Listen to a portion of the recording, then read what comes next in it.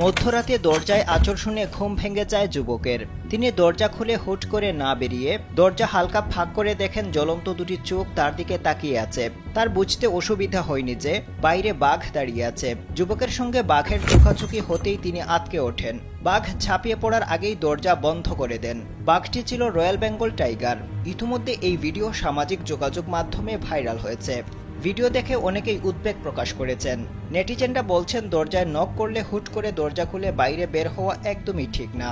বিশেষ করে রাতের বেলা বেশি সতর্ক থাকতে হবে, তা না হলে কোনো কিছু বুঝে ওঠার আগেই ক্ষতি হয়ে যেতে পারে। একজন ইন্টারনেট ব্যবহারকারী লিখেছেন, কল্পনা করুন দরজা বন্ধ করার আগেই যদি বাঘটি ওই তরুণের উপর ঝাঁপিয়ে পড়ত, কিংবা ওই তরুণ হুট করে বাইরে বের হয়ে পড়লে তার অনেক বড় সর্বনাশ হয়ে যেত।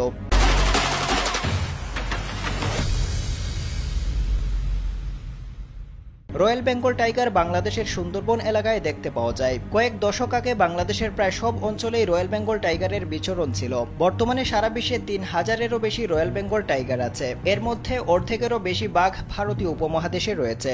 বাংলাদেশ ছাড়াও এদের বিচরণ রয়েছে ভারত, নেপাল এবং ভুটানে।